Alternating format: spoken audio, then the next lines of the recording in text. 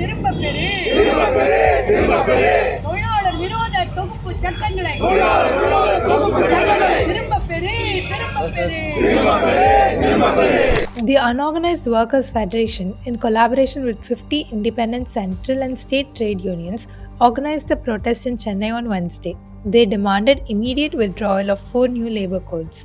Nearly 300 workers participated in the protest. Sema Narayanan, ex-president of Tamil Nadu Welfare Board, garlanded the Periyar statue before the protest. He urged Chief Minister M.K. Stalin and the state government to pass a resolution condemning the 4 new labor codes. R. Geeta, advisor to Unorganized Workers Federation, blamed the government for bringing the 4 new labor codes without proper consultation with the stakeholders. The 4 labor codes have been brought without proper consultation with the stakeholders, which is the way Dr. Ambedkar had brought in a method like tripartite Indian Labour Council convened every year in our country from 1942, and we find that from 2014 no such tripartite conference was convened, and only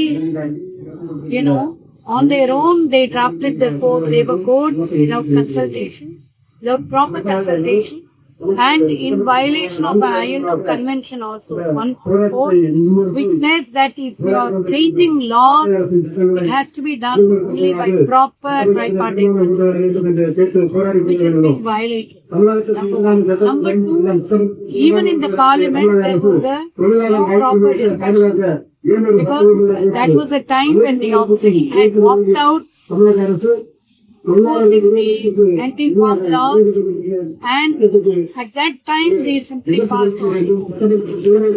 This is the way in which it was brought was very, very wrong.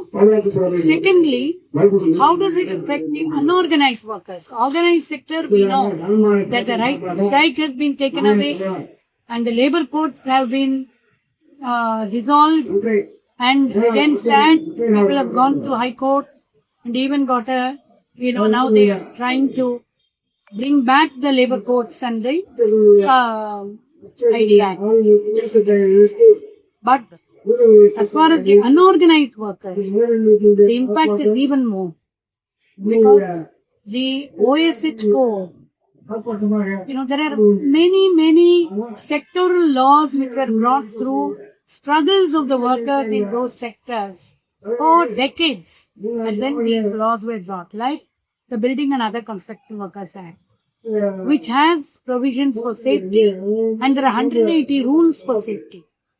But then this OSH code doesn't have a single safety rule, nor safety provision in the law. So basically, they are not bothered whether the right to life of the worker is violated or not. So it is actually whether it is constitutionally valid is a question, that the OSH is valid or not. We are concerned, it is anti-labor law.